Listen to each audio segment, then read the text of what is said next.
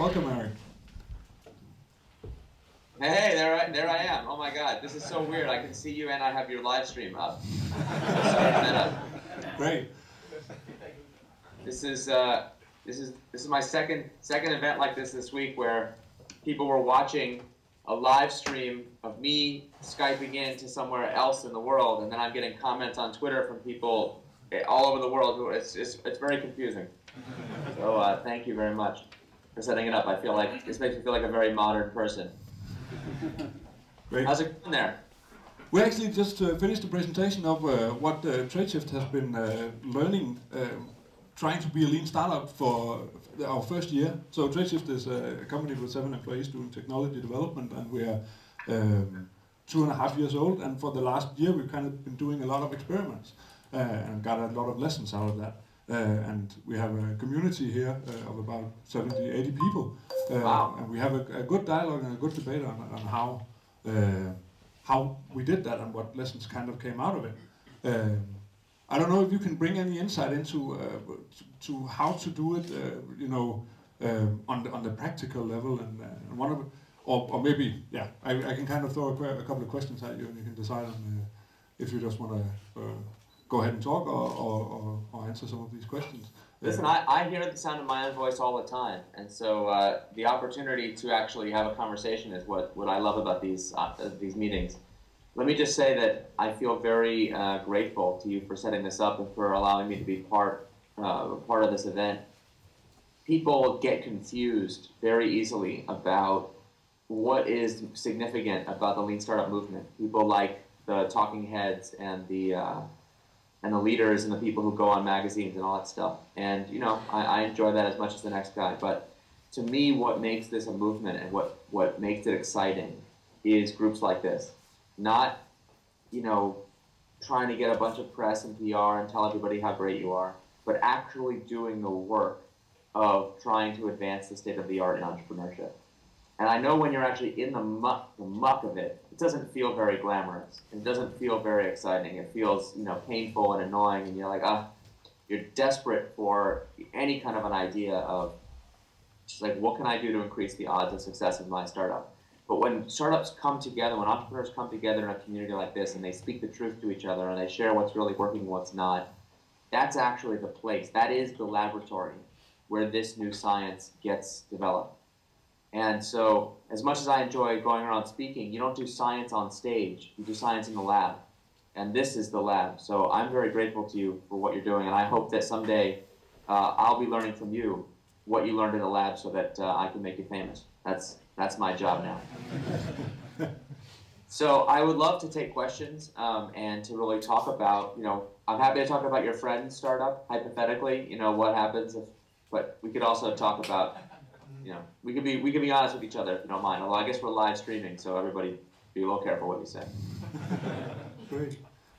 Does anyone have a question they want to ask? Yeah, you want to? Put the mic on here first. So. Oh. Can I start up? Yeah, you start. Okay, hi. Can you hear me, Eric? Yeah, I hear you. Sweet. Okay, welcome to Copenhagen. Thank you very much. So, Anders, he was talking about in Tradeshift how they worked with the whole cycle of analyzing, testing, measuring, and learning from it. In the Lean Startup idea, there's also the concept of MVP, right? So minimum viable product. And what you want to do is go to market as early as possible. Usually you can spend a lot of time on measuring and analyzing. So where's the threshold here? How much time should you put into that, and how much into the product? So I'll give you there's a complicated answer and then there's an easy answer. The complicated answer is, you're right, this is a delicate balancing act. An MVP is an experiment. Minimum viable product is an experiment. It is an experiment designed to teach you something important about your business. Now, you can't do an experiment with no measurement. Right? Imagine I'm a chemist, and I'm just going to throw some chemicals together in my lab, but I'm not going to look at the results. And I'm like, oh, look, it looks yellow. Okay, I'm done. No, that's not science. That doesn't count. So we got to have, zero measurement is not an option. But if you study science, the real science, they spend years learning proper experiment design and how to get the best experiment for your. So coming up with the ideal experiment could be complicated. But I have good news for you.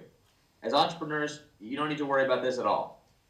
Because instead of analyzing your way to the best experiment, I can give you a very simple heuristic that will get you to the MVP very quickly.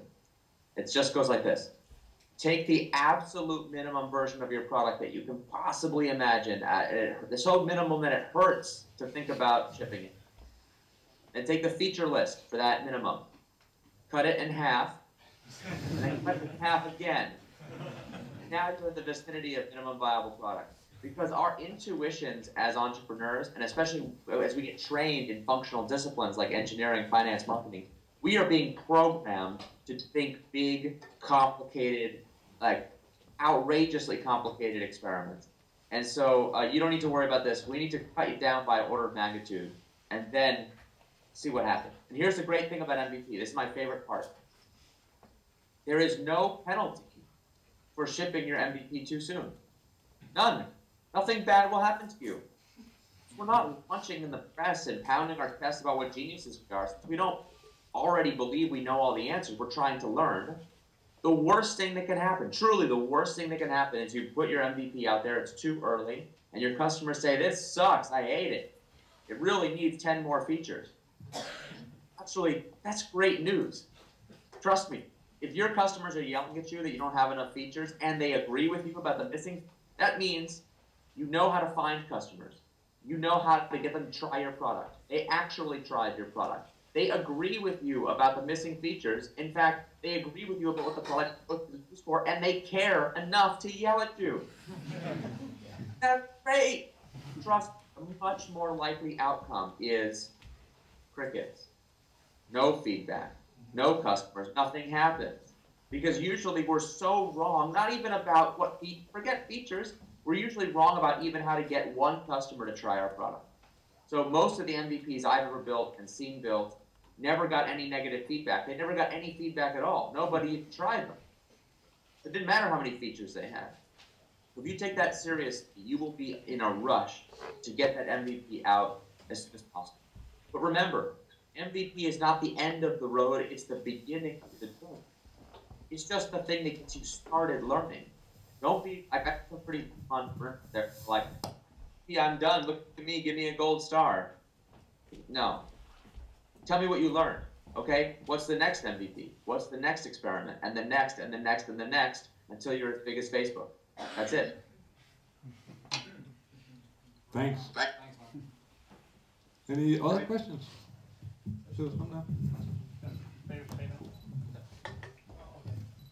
Hi. Okay, I have a really fundamental and existential question for you. It's is the lean startup really lean? Okay, so the reason I'm asking is that in lean thinking, it's all about eliminating waste and looking at the flow, and it's all about the product, producing the product, and lean startup is about product development, about learning, and all of that.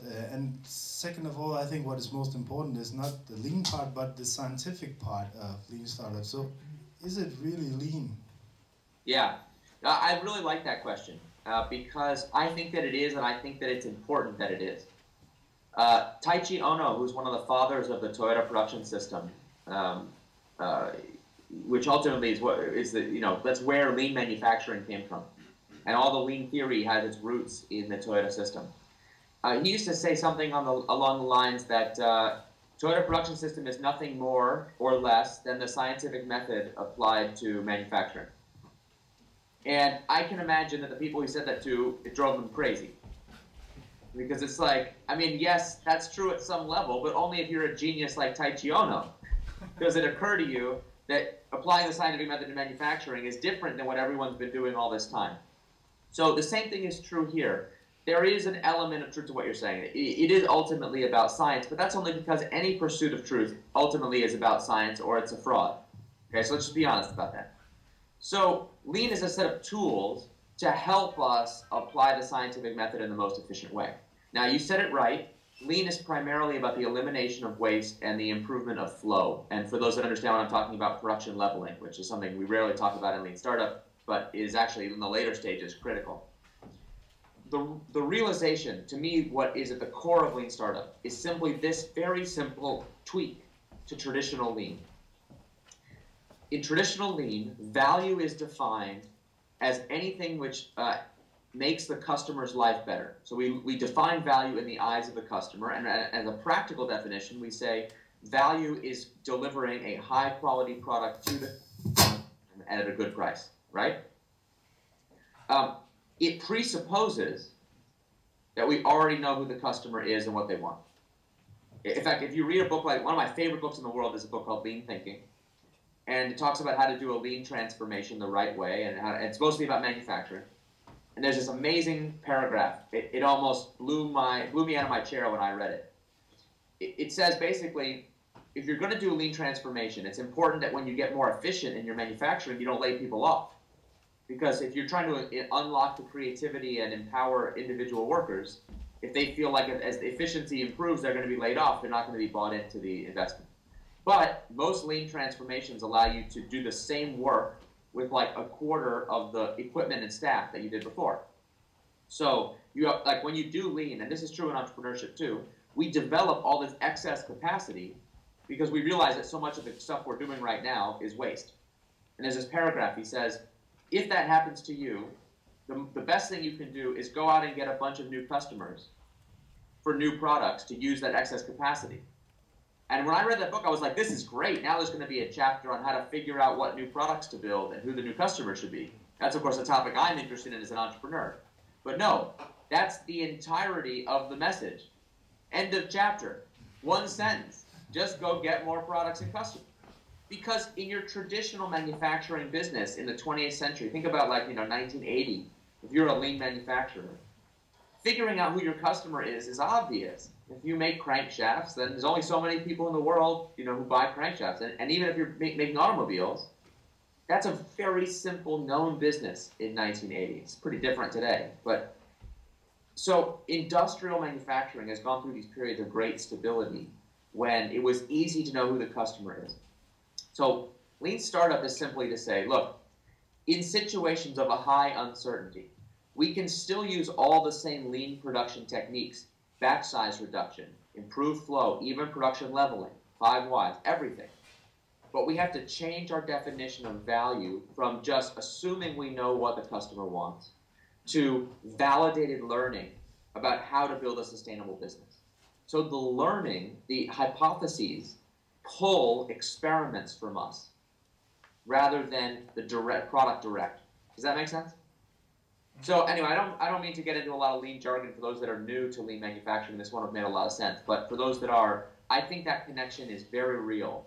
And the benefit of studying it is not only does it make our startups more effective, but remember, when I meet with entrepreneurs that hate big companies, I hear this all the time. I'm doing a startup because I hate big companies. They're bureaucratic and stupid. I don't want to go work at a big company. I'm like, wait, hold on. If you hate big companies so much, why are you trying to make a new one?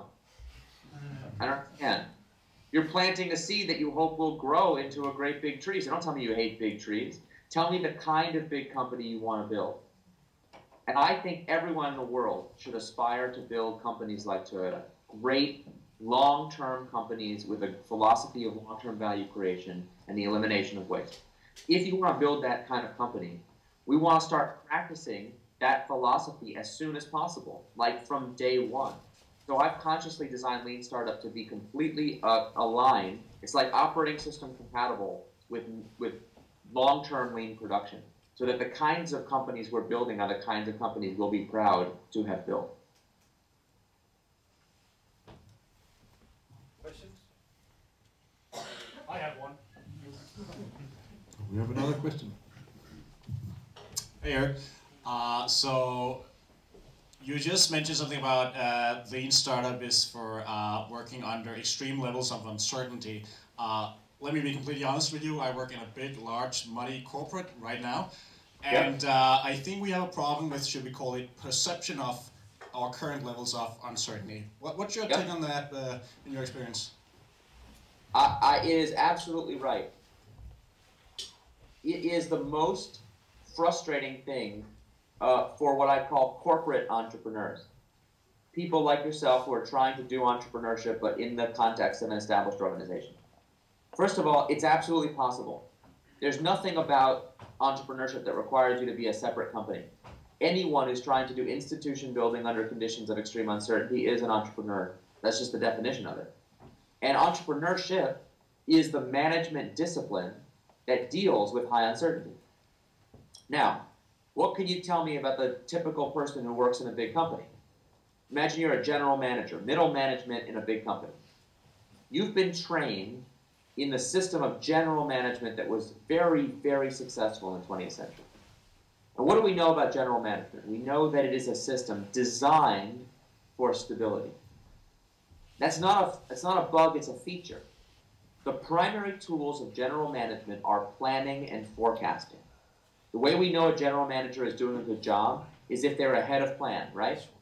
They're on budget, on time, everything is smooth and stable. That's for a good reason. But, and when we're in situations of stability, and what Clay Christensen calls sustaining innovation, building things like what we've built before, these stable systems work. Our forecasts are very accurate, and good managers get rewarded for being ahead of schedule. But if we're currently building something that nobody wants, why would we be proud of doing it on time and on budget? Right? Think about it. It's like we're driving a car off a cliff and saying, look, we're right on schedule. Look at the great efficient engine. We're getting right off the cliff, right? That's nothing to be proud of. What you're proud of is to pivot in time, get out of the path of the cliff. Well, general managers don't have those skills. They have been trained in a system that is designed for stability. So what we need to do, us corporate entrepreneurs, is we have to educate our colleagues, peers, and managers, and especially the CEO of the company, that the tools of general management are not better than or worse than. They are simply different from the tools of entrepreneurial management. And I believe that in the future, when people look back on this time, they are going to laugh. They're going to laugh parts of their anatomy off about how we manage innovation in our company. Because we have failed to recognize that entrepreneurship is a functional discipline, just like marketing or engineering or sales. If you want a big company to have successful innovation, why is there nobody whose business card says, the person in charge of the innovation? Well, that's just a fancy title for entrepreneur. If you have nobody in your company with business card entrepreneur, you're going to have trouble developing new products. That's my humble opinion. And in the future, people are going to have divisions of companies dedicated to the study and advancement of entrepreneurship.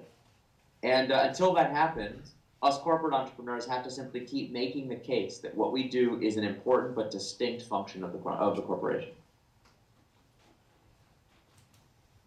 Great. Hi, Eric. Another question, or an observation, really. So Anas was talking. My name's Rolf. I'm from Tradeshift also. So Anas was talking about earlier how we've been in on this journey of becoming a lean startup, and there was a question raised about what did we really learn from it? Wouldn't we have learned some of the same things as if we had not been a lean startup? And that got me thinking, and I think at least to me, one of the big things that have happened is that that everybody gets very conscious about whether what we're doing ultimately creates value for the business that we're in, but it also gives us the courage to actually do the bigger pivots, which are the ultimate challenges in a startup. Because so Anas he put your whole book on a slide, which was a great feat. But he also says, yeah, exactly. You should copy it though. It's really good. He basically said that if Lean Startup allows us to do a lot of small failures instead of just the one failure of going bankrupt. But to do the big pivots, which really also go to the very fundamental hypothesis of the company, is a pretty scary thing to do, right? Because you're also trying to admit to yourself that maybe fundamentally, in some way, we're a little bit wrong about the idea of this company. Maybe? Did you say maybe? Yeah. I love it. I love entrepreneurs. Yes, maybe you're a little bit wrong. But anyway, so that's a Danish understatement. But that's really what gives us courage to getting all the data and seeing that maybe we're just sub-optimizing something small. Gives us the data and the courage to do the big pivots. mean, Yep. well, that was just an observation. I was just wondering, does that resonate with? Oh, you got it. You got it. This is the pattern of science. Small experiments lead to big changes in understanding. If you look at the history of science and the biggest revolutions, they often were sparked by very small, subtle anomalies in the data. Right? If you think about the various theories of gravitation and what kinds of experiments were required to figure out that we had something wrong, they weren't big experiments. They were like very nerdy mathematicians sitting in very dusty offices trying to figure out if they could predict the orbit of the moon and other celestial bodies with accuracy. And here's the thing, they could predict them with some accuracy, but there were little wobbles in the data that they couldn't quite make fit. And those little details helped them, give them the clue for a big insight. That is always the pattern. So when people talk about Lean Startup as doing little experiments, there's some truth to that. A lot of the experiments are quite small, but they're small in effort, not necessarily small in the results that we're looking for. And what we see, the pattern we see in startups is that if you're on track to product market fit, then it feels really good. Every experiment you do basically comes out the way you expected. When you add features, customers like the product more. When you make it easier to use, you improve their metrics and their happiness. When you improve performance, it's a win. When you fix bugs, everything you do basically is good. But when your whole paradigm is wrong, like when you're building a product that customers basically don't want, I've had this experience, it's horrible. When you make the product easier to use, you make it easier for the customers to realize that they don't want it. And so what used to be a win-win-win for designer, you make a product easier to use, you win, your customers win, and the business wins, right? Metrics go up, customers are happy, you get promoted. Ease of use in a bad product, in the wrong product, is a lose-lose-lose. Customers churn out faster, metrics go down, and you don't get promoted. But those are the indicators that we have the wrong product paradigm and we need to pivot.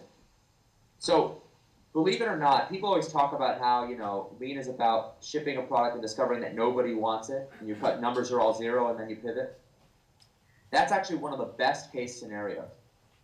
A total epic disaster where nobody uses the product is great, because everyone agrees instantly it's time to pivot. I would trade that for what usually happens anytime, which is you get stuck in the mud. It's not like you have no customers, you just don't have as many as you want. The metrics aren't zero, they're just crap. And more importantly, as you improve the product, the numbers don't improve. And some people say, okay, that means fire the engineers and get new ones. But some people have the insight to say, wait a minute, if the product's getting better but the metrics aren't changing, maybe we're wrong about what better means. And this, goes back to what we're talking about with Lean. If you don't know who the customer is, then you don't understand what the word quality means. You are literally unable to improve the quality of your product without an understanding about what customers value. And if you can really process that idea, and I give a bunch of examples of it in the book, if you can really process that idea, you will be quite a ways ahead of your typical entrepreneur. Hi Eric, so we are building software within the healthcare industry. Do you see any clash between the Lean Startup methodology and this heavily regulated industry, where you're not able to always push products fast and iterate, and because you have FDA and all of these rules? Do you have any experience within this? Yeah, absolutely. Remember that what's important in Lean Startup is that your build, measure, learn cycle time, your feedback loop, is faster than your competitors. So whoever learns the fastest wins. But it doesn't matter if you're if you're building a CT scan machine, it doesn't matter that your feedback loop is faster than Zynga's. It matters that you're faster than the other CT scan machines. And so what you have to do is design your business and technology from the beginning for rapid iteration, given the constraints that you're in. And I've been amazed how many companies that I've worked with that work in heavily regulated environments, once they put their mind to rapid iteration are able to find ways to do that within the constraints of the regulators. Your typical regulator, by the way, what they're worried about is that you'll go run a crazy new product experiment on 1 million people, and people will die and it'll be horrible. But if you can, because MVPs are small, they're designed to be small, often you can get special dispensation to do a small-scale experiment where the total cost of failure is contained. Like, no more than 10 people will be affected. And you have a place to prevent anything really bad from happening to them. Because when you only have 10 customers, you can afford to hire a doctor to sit with them 24/7, or whatever you have to do to make it regular. So, like, if you reframe from how do I get the learning as quickly as possible to how do I get the learning as quickly as possible from how do I get as many products out there as possible, new things become possible. But, you know, that's a very general answer because I don't know anything about your business. So I can't give you anything more specifics than that, only to say there are now really good examples of this being done in a lot of different industries. I've personally worked with gas turbine engines. I was with an appliance company recently that makes home appliances. I have worked with one team that's actually working on a CT scan machine, so that's not a hypothetical example. And if you look at something called Rock Health, which is a startup incubator here in San Francisco, they're doing all health tech startups in every class. And I've met with some of those companies, and they're doing it. So I believe that it is possible. Great. I think we have a question from somebody who on remote. Yeah. So hi Eric, could I get you to tell a little bit about where you see sort of the lean startup methodology or movement going for the next 12 months? Huh. No. You don't understand. 12 months ago, 12 months ago the book had just come out. It's only a year old. So if you'd asked me where I was going to be 12 months ago, the answer I would have given you would sound like gibberish now. So I'm not the smartest, I'm not the smartest cookie in the, I don't know what the actors are looking for, but I'm smart enough to know that when your predictions are consistently wrong, stop making new ones. But instead, form hypotheses. So I have some hypotheses. Here's where I think we are right now as a movement. First of all, because the book came out a year ago and it's gotten a lot of attention and excitement, which I'm very grateful for. I mean, you guys have been a big part of helping make that happen, which, I mean, I'll be eternally grateful for that. I've noticed an interesting pattern. I've probably given 200 speeches or something in the last year, and I get asked questions in a lot of places. There are certain concepts from the Lean Startup movement that are very popular. Minimum viable product, continuous deployment, split testing, pivots. Pivot, everyone loves pivot. If you look at those concepts, you'll say they all have one thing in common. They fit very nicely on a bumper sticker or on a t-shirt. You can actually buy t-shirts that say "Get out of the building" on them, which is great. I love it. But there are certain concepts, and actually if you look at the book by volume, the majority of the book is not about any of the things I just mentioned. It's about some really detailed, wonky stuff, like how do you optimize batch size? We were talking about lean production. I never, ever, ever, ever get questions about batch size, ever. It's about how do I create an innovation sandbox in the context of an established company so that I can actually succeed in building a functional discipline of entrepreneurship. I never get questions about that. And most important, a concept I call innovation accounting. You cannot put this concept on a bumper sticker because nobody cares about accounting. It's boring. It involves math, it's spreadsheets. It makes you want to vomit. I know. I'm not excited about accounting, except if we don't fix the accounting systems that we use, we can't have proper accountability, and therefore we cannot be successful in this transformation. We have to change the metrics. We have to change the whole way we hold people accountable, or this is not going to work. But nobody wants to talk about engines of growth and innovation accounting, even though those concepts, I think, are the most fundamental and are the most interesting contributions of the book. So my hope, my hypothesis, is that we as a movement will move beyond the bumper sticker, even though the bumper stickers are great for getting new recruits. When we're in private, in groups like this, when we can actually talk candidly with each other, we can say, hey, are we actually really, really, really advancing the state of the art? Are we putting our accounting theories to the test as much as our product theory? And when we start to see that happen, that's when I'll truly feel like we're making progress. Thank you, Eric. I think we're gonna end this now. We thank you very much for your participation. It's gonna be an interesting next 12 months. Thank you so much. Thank you for answering our questions. And,